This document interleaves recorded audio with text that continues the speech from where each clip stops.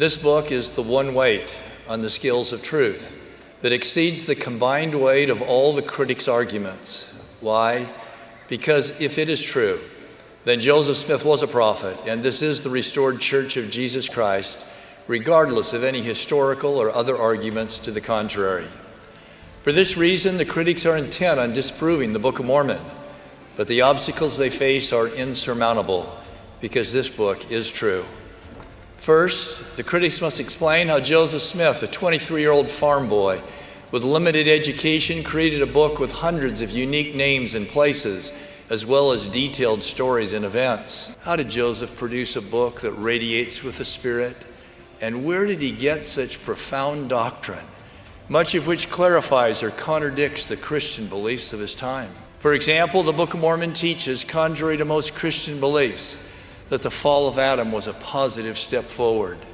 It reveals the covenants made at baptism, which are not addressed in the Bible. In addition, one might ask, where did Joseph get the powerful insight that because of Christ's atonement, he can not only cleanse us, but also perfect us? Where did he get the stunning sermon on faith in Alma 32, or King Benjamin's sermon on the Savior's atonement, perhaps the most remarkable sermon on this subject in all Scripture, or the allegory of the olive tree with all its complexity and doctrinal richness? God's fingerprints are all over the Book of Mormon, as evidenced by its majestic doctrinal truths, particularly its masterful sermons on the atonement of Jesus Christ. Why was Joseph the only one in the 1800 years following Christ's ministry to produce such a breadth of unique and clarifying doctrines? Because it was revelation, not brilliance, that was the source of this book.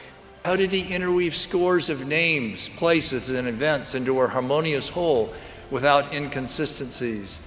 How did he pen detailed war strategies, compose eloquent sermons, and coin phrases that are highlighted, memorized, quoted, messages that live and breathe and inspire?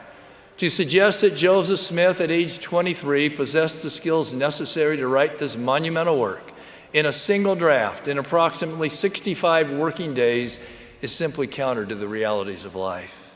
Joseph claimed that the Book of Mormon was written on gold plates. This claim received unrelenting criticism in his day, for everyone knew that ancient histories were written on papyrus or parchment, until years later, when metal plates with ancient writings were discovered. In addition, the critics claimed that the use of cement as described in the Book of Mormon was beyond the technical expertise of these early Americans, until cement structures were found in ancient America. How do the critics now account for these and similar unlikely discoveries?